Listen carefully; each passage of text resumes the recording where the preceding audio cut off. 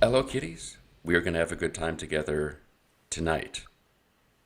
Tonight's the night. Tonight is the night. Let's make it last. We'll find a way. We are celebrating indie music and more specifically Summit Indie Fest Yes, happening this Saturday.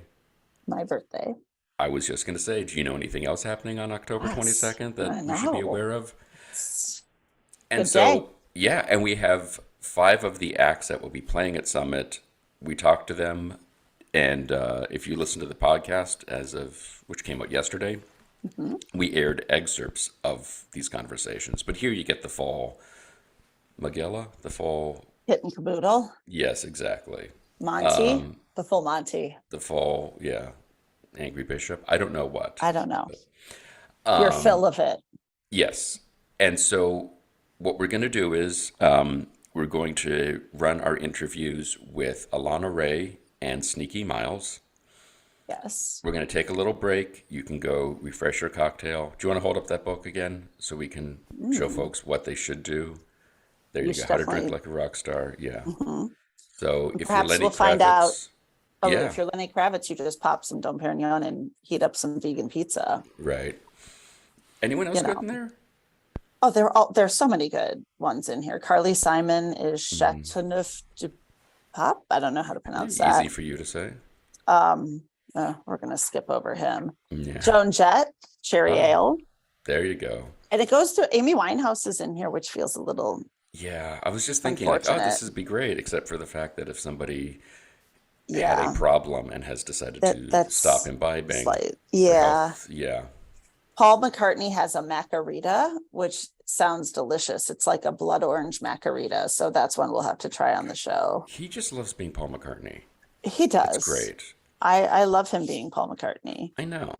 So, Susanna Hoff has Coffee with Clouds, which I oh, also feel could be Carly Simon, but Carly Simon had that's the true. Yeah. wine that, but Hmm. you know, So you 8:30, we're taking a break. You can refresh your drink with Susanna Hoff's Coffee with Clouds, yes. or whatever suits your personality. And then at 8:45, we are starting up again on the same channel, and we'll be talking with Talk Chalk. Mhm. Which try saying that five times fast. I know. Talking with Talk Chalk. Talking with Talk Chalk. Mhm. The Kenny Brothers band. We're only talking with one of the Kenny Brothers, Right. but that's one more than the vast majority of podcasts out there. It's true. And we get the scoop on some of the other Kenny brothers. I know. What, Tim, the non-Kenny I think brother. it's Tim. There Tim. is one non-Kenny Yeah. brother that is a Kenny brother. And then finally we wrap up with our friends Muzzins. Yes. And it's just the whole thing, it's a lovely conversation. It was great getting to know all these people, and it makes it all the more upsetting that we are missing the actual festival to see these folks play I know. Next year. next year. So enjoy. We will see you down the road. Yes. Drive safe. Tip. I don't know. I don't know how to wrap up. I think just enjoy. All right, there you go. Yeah. Perfect. Enjoy. It's my birthday gift to our listeners. You've played. This is your second year. Yeah, it's awesome. That's pretty nice. I think looking over the bill last year, you're the only one invited back, right? No shade. I mean, look, they're not No, here, Oh, so that's let's trash them right. all. no, there's one. I think Tyler was the only one that's maybe coming back. I honestly don't know. I kind of haven't really looked at who's going. I need to like look into the artists more, and I really need to do You got that. time. Yeah, I Got definitely. time. So, are you working on new stuff that you're gonna? What do you have planned for the show? Anything new? Fireworks? You dangling from a helicopter? What do you got? Just So a I hint?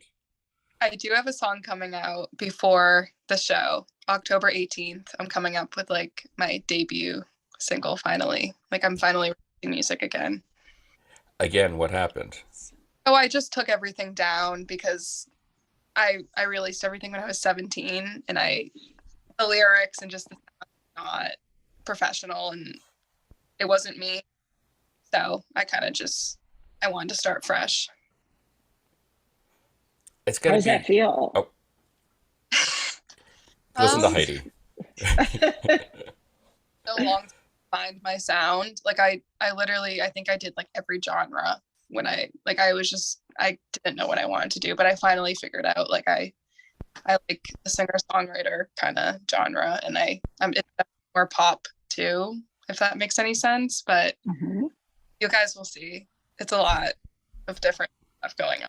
Like I have a lot of different stuff. So, what's interesting, it's sort of a second chance to introduce yourself to folks. Yeah, I feel like only the kids from high school remember that I released music. So hopefully, like, Look, in I went to school, I had 50 kids in my class. I could tell you maybe two of their names. So, you no, know, I think I you're going to sneak by. program, so they're probably gonna be like, "This is not our first single." But I'm just gonna make pretend that it is. If that's what they like choose to trash about, then they're ridiculous. Like that's just not even good fodder to be like, ooh, this isn't her real first single.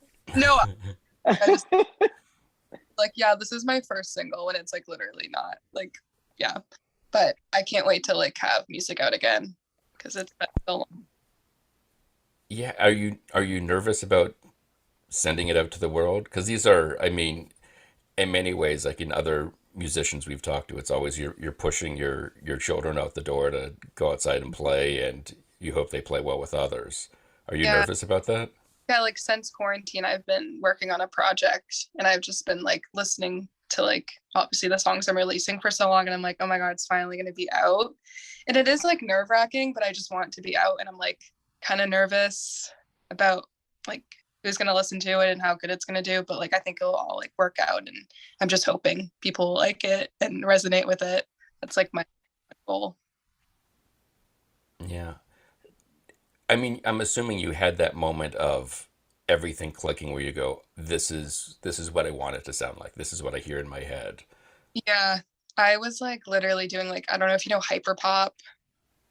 I'm not super familiar now. I Super was old. experimental pop, like just that kind of genre. I was going into that, and it just wasn't me. Like I'm not that kind of songwriter.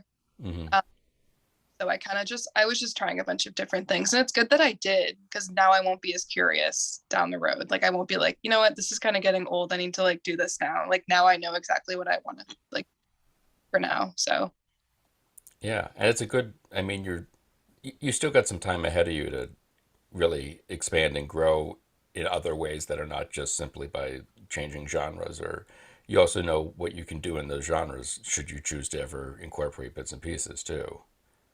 yeah, So definitely good. Yeah. now the video that's on your website, or I'm sorry, on your Facebook page, I don't know if this is coming down at some point. It's just you performing solo with a guitar. Is this your normal uh, performance Was that mode? like short hair? Yes. Oh my God. When I saw that, I'm like, oh my God, I think I was like literally 17 or no, 16. Yeah, I was really young, and I'm like, I can't believe you like chose that video, which I thought was so, I was like, but yeah, my voice has definitely changed from then. I definitely like, um, kind of tried to sound like something I wasn't. Like, Hmm. you could kind of tell it wasn't really natural what I was doing with my voice. But yeah, like I'm still kind of like similar. I just play my acoustic guitar, simple chords. Like it's nothing too crazy. But I more so just have it as a backup with my vocals, my guitar. Hmm. Yeah, that's kind of What do why. you Are yeah. sorry, go What ahead. do you no, no, you're fine. Um, what are you most excited about with the festival? Because you said it was great. What is it about it that makes it so great? I love that it's a cafe and also like a bookstore. Like that's everything. But also I've performed at a lot of places, and usually the audience doesn't really care like what I'm doing. There's like whatever. But like at like Summit Indie Fest, the audience literally talked to me the whole time, and I was like, what is going on? And they were just like cheering for me and really paying attention to me, and it just felt so good like actually talking to the audience. And like feeling like what I was doing actually mattered and they were caring, because it kind of like, I know like as a performer, you're not supposed to let like that get to you if like they don't really care, but it does kind of like burn sometimes. But that's what I really love about it, just how they were talking to me the whole time. And And just talking to you after the performance and just, yeah, hmm and it sounds like it's a tuned audience who are looking for something else and seeing what else is out there. So yeah. it's not a lot of faces on phones. People I, get it. I saw like my mom was like, oh yeah, a lot of people were following you like during your performance. I'm like, oh, that's nice. Like I never like my mom was like, oh, someone's like was like stalking you while you were singing. Great. That's so heartwarming. Yeah. Yeah, that's awesome. Thanks, Mom. Never, Hey, listener's a listener, right? True, Yeah. I guess. It's all fun and games till the tires get slashed. Yeah, that's true. So you have the single coming out. You said October 18th. yeah. Can you give us a hint? What's it called? What's it? Because this will be running that week right before Summit. I can be like, listen to my song. It's out, please. Exactly. Exactly. Yes. So Let's move some records here. it's Yes. pretty like a heartbreak song, but it's more quirky. It's not as serious. Like my songwriting's very playful. It's not like super like, oh, I'm so sad. Like it's about someone I didn't even date, but I thought I had a chance with dating. He just never wanted to admit. So it's kind of like a silly song like that. And it's upbeat, not like, it's super fun. So I'm excited to like have my first song just be kind of not so serious. Is that a lot of your music, sort of emotion tabled with humor, or is this sort of an outlier? I feel like this is like the only song I'm releasing that is like that, honestly. Like that is like a little humor. Hmm. Most of my songs are pretty serious and just get straight to the point. But they're all like about me being sad over a guy or just anxiety. Like what else would I write about? I don't know. Right? Look, It works. people have gone very far with those two subject matters. Right? We can all relate. Yeah. Like, yeah. So, How did you pick this one to be the single? I feel like I've had this song for so long. I've had it since quarantine and I kept like going back to it, like edit and stuff, but I don't know, it just felt right and it felt like a pretty like just simple song to be my first single and not like too like whoa or too it's just like a fun song. Yeah. since you normally perform with just yourself and a guitar, when you're recording stuff, are you listening to it and kind of putting it out as I don't want to say fully produced, but like let's get some drums, let's add like kind of, are the studio recordings more dense, for lack of a better word, than what you do on the stage, or do you try to really just capture that moment of that song at that time and that feeling? Yeah, I feel like my songs are definitely more produced. They're not like just acoustic. I definitely like when I go into the studio, I have a demo of me just playing it acoustically, and then I have like a bunch of reference tracks, and then I'm like, this is what I see, and then me and my producer just like go crazy and add like drums and bass and guitar and just a lot of like different like elements in the background, to make it more full and yeah. It's definitely not like I feel like when I perform, which is kind of funny, but I feel like that's kind of what a lot of people do. It's always cool to Hmm. see like play like a really not overproduced, but a very produced song acoustically, you know. Who was it we were talking to recently, Heidi, about the idea of a song, no matter what it is, it has to be able to stand on its own 2 feet on an acoustic guitar. Do you remember this? Oh, I mean, I do, but I don't. I feel like are you sure it wasn't just us talking? It might have been Michael Lockwood from Lions and Ghosts. No, then But I wasn't anyway, there. sorry, I didn't mean to drop that. Mhm. But that idea that, I guess live, the core thought and feeling of the song is still there, and it has to. That's the important thing. No matter what else you do to the track, that you can strip it down to just the guitar and voice. I'm obsessed with like really upbeat songs, like turning into like a very stripped down, like really sad song, like just with the guitar. Like I love that. And like I feel like that's what I want my music to also be, and not just like, I want it to be both, because I love a good sad acoustic song too. And all of my lyrics are sad, but sometimes the production can sound happier than the song really is. Can you give some examples of similar artists that you sort of feel like have influenced you with that sound and that what you're kind of going for? Whether or Yeah. not it's a one-to-one correlation. You know what I mean? Like if it's sort of there's something in this person's stuff that speaks to me that I want to get out on my own. Yeah, I feel like Wishy Washy has kind of like a 2000s vibe if you listen to the production. Hmm. Um, but I feel like some artists that have inspired me are like Taylor Swift for songwriting Hmm. and great Mhm. songwriting, but also just their production. Um, Sure. yeah, like the artists, definitely. Like, and like Clairo, like I feel like I definitely referenced her a lot for Wishy Washy too. But yeah. Excellent.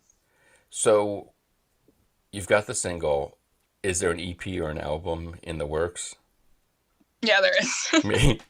Maybe. Yeah. Of Mhm. course. Excellent. That's exciting. Yeah, that's got to be fun. I'm gonna like expose a man. Just kidding. It's not gonna be that. Are they gonna know it's them? Yeah. That's good. I'm not like too specific with my songwriting, but like it's pretty obvious with some things I say that it's like about them. Mm. Who it is. But Heidi, you have that song Josh, and I don't think they did a great job of hiding who it was about. Josh, by who? Heidi. I don't Oh. know anyone named Josh. That's probably one of the few names you could pick that That's I couldn't sorry. write a Yeah. Anyway, sorry. No.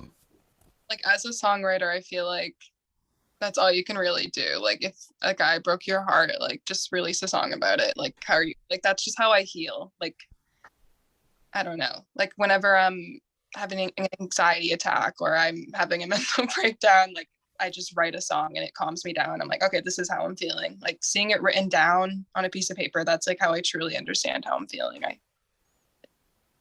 Makes sense. Yeah. Don't you think it's worse to be the guy who doesn't get songs written about him? I know, it's like I know they love it. Right. Like if you're the guy who didn't have enough impact on the amazing singer-songwriter rocker to get a song, like a nasty song written about you, then you just suck.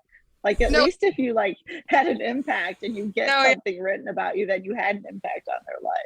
No, literally, one of my ex-boyfriends, like when he broke up with me, like he was like, "Oh, so are you gonna write a whole album about me now?" And I'm like, maybe I just shouldn't write a whole album about you. Exactly. Yeah. No. Right. Exactly. That's exactly right. It's like, no, you don't deserve an album. But it's like, yeah, I still did it. So Well. The heart's got to do what it's got to do. Exactly. All right. Well, Alaina, thank you so much for your time. Thank This is you. wonderful. Like I said, we're putting together for the podcast some sort of assemblage of voices, and then that week before on YouTube, we're going to be kind of running, I think, 1 or 2 nights of interviews, all compiled a little bit more elongated. But we will be certain to tag you and everything, and hopefully we can all band together and overpower any vestige of old music or anything that's out there and just push it way, way down in the Google searches. And then you got to play the festival next year so we can be there. I You definitely got to will. go for your third year. Yeah, I definitely want to. I love Fest.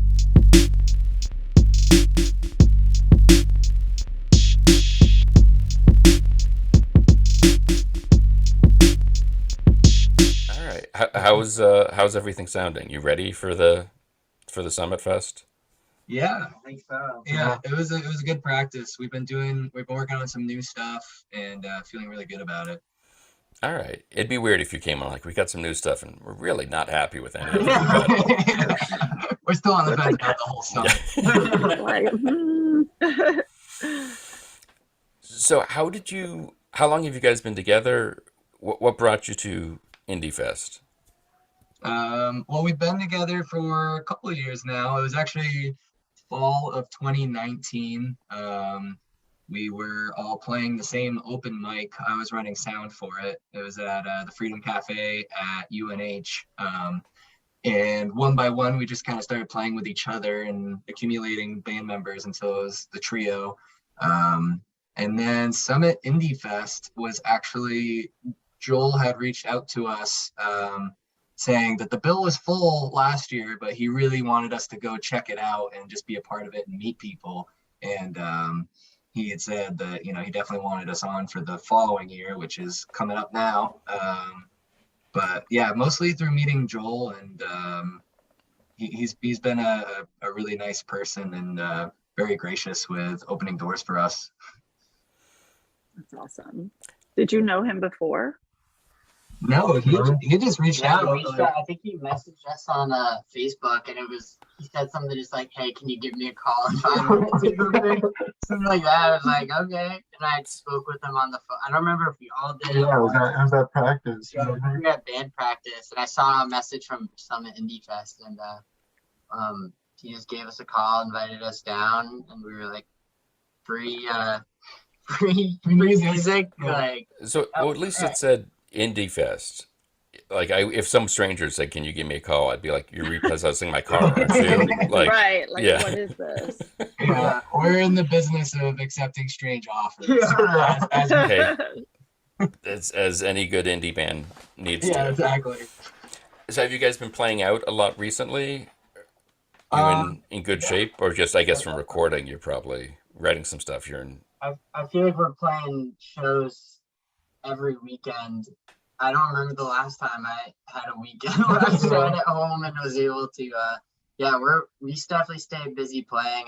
We're playing a So Far Sound show tomorrow night and a show in Portsmouth Saturday. So we're actually trying to like squeeze in time to record because we always want to practice before a show. When you have a show like every week, then it's hard of, okay, well, when are we gonna find time to record? And we kind of started to narrow down 1 day a week where we all just record, just because we have a lot of new music and it's just kind of building up behind us, which is exciting. I like that, but chipping away at it, so we've been staying busy. It's hard to be like organized like that when it comes to music, I feel.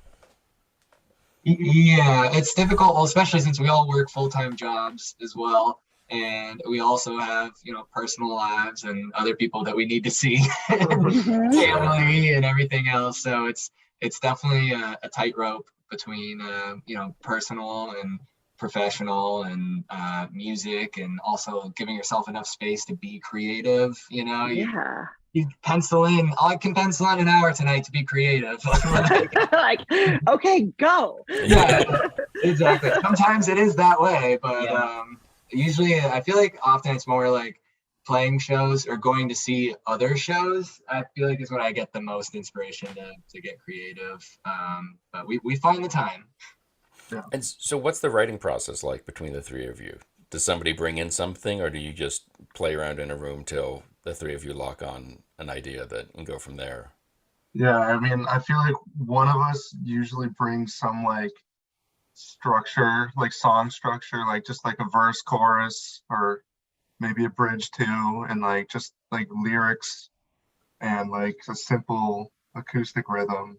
And then we'll all just slowly kind of like play our parts and like jam on it for endless times, you know, and then we'll just one person will be like, hey, I like what you did there, do that again, and then just keep doing that until all the the little gaps are filled. And also just like playing it live. Like a lot of bands will be very secretive about their new music until they are able to record it. But I feel like that's like a big part of our writing process is playing it live and just like seeing what people like, see what parts don't really go that well and how we can improve it. And then, you know, you improv one thing live and it's like, ooh, I like that. And it just becomes canon for every other time that we play it. And we usually try to play stuff live for about like a year before we ever try to record it. So Sandcastle's the most recent single. That's one that's been floating around there for Yeah. a while you've figured out what Within a it's. year on that one. I remember playing it like last summer a lot live, and we were gonna try to record it then, and then we waited through the whole winter season to kind of get it out for summer again. But that was another one that how we played it last year. There is a lot of differences, so I'm glad that it ended up taking more time because things just evolve. It's fascinating. Are you guys working on or planning an EP? I know you've got one album that came out last year, and it's kind of rude to be like, well, what else have you written in the past 12 That's months? a fair question. Yeah. Yeah, no, we right now we're kind of working on like singles. We have a lot of songs that have just been floating around for such a long time that we want people to hear. And not all of them necessarily correlate with each other. Like we like to not kind of stick to one genre or sound, like Sandcastles being very synthy and poppy, and then Jump the Ship before that, you know, it's like a violin solo and it's super rootsy. We have some like country music in the works. So I think right now we're kind of working on like individual songs just to keep people around and stay active with releases. But we do have a big project that has been in the works and in our minds for, I don't know, over a year now.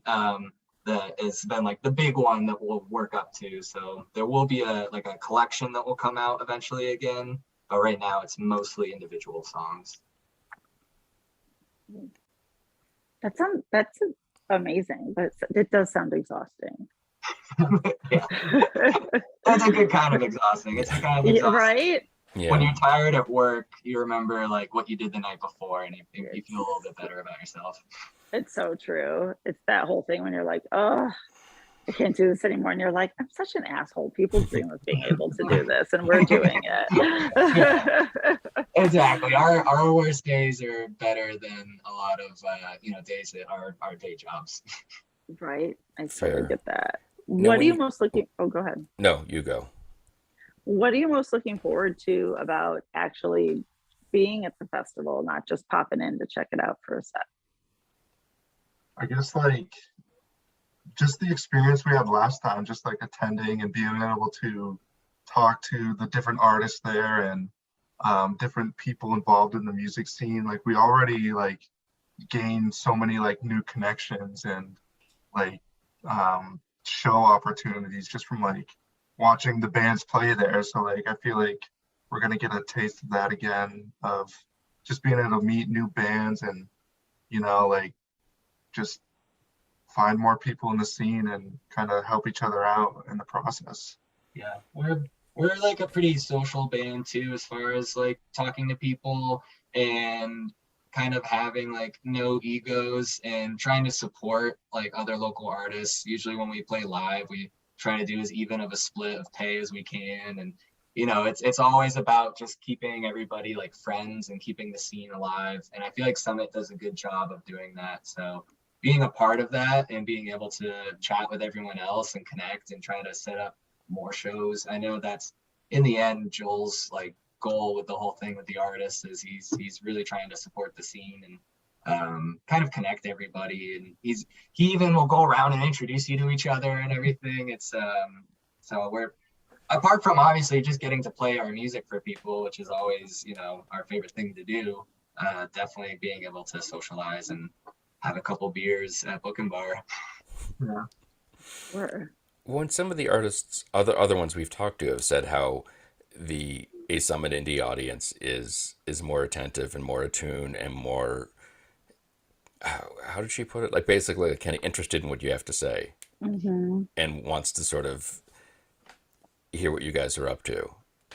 Yeah. Actually genuinely interested in learning about the artists and who you are. Yeah. Yeah, it's definitely really nice. Like in a sense, when we're playing a lot of like Friday or Thursday, Saturday night shows, it's you get like people who are there to drink and like let loose and like have a good time, and that can be great to play to. But sometimes we definitely put a lot of thought into our songs and a lot of feeling into them too. So when you have an audience that's just like sitting and prepared to take in as much as they can from what you put so much time into, it feels it's really nice, and that's a change of pace to play to that kind of crowd. And Summit Indie Fest definitely Yeah.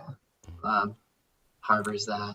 Especially last year, like there's a pretty eclectic group of performers, and I feel like that was part of it, was like it kept everybody's attention because there's always something different going on next. Like there was a dude that was up on the table playing was it the start? Eruption. Oh, it was Eruption, yeah, with his electric guitar. Just like it was, yeah, I'm pretty sure it was just like in between artists, and then there was a person that did a spoken thing like right after, and then you have the acoustic people, you have big like funky bands, and the festival did a good job of just keeping it rolling. That as soon as one stage was done, the next stage was starting up, and between the different genres and just how quick it was moving, it seemed like people didn't get a chance to get bored of it. Excellent. Now, you mentioned big project that you're working on, rock opera. Kinda, honestly. Okay, there we go. It's we have a 5-part story that we're telling throughout 5 different songs, and it's a cowboy story. So we plan on doing kind of like a tribute to like country western music, but then also overarching a narrative through the entire thing. That That's pretty sounds lovely. sweet. Yeah, I could get down with that. Yeah, so but that's the big one that we still have more songs to record before we do that. But yeah, that'll be the big monster project. I would say so, yeah. Super cool. Are you going to play any of them at the festival? Or are you going to wait till all 5 are done? No, I mean, we'll let 'em 2 rip. out of 3 of you guys are nodding. no, we will play at least one. There's been one that Okay. has clearly become the favorite that we've been throwing in sets. So we'll definitely be doing at least one of them.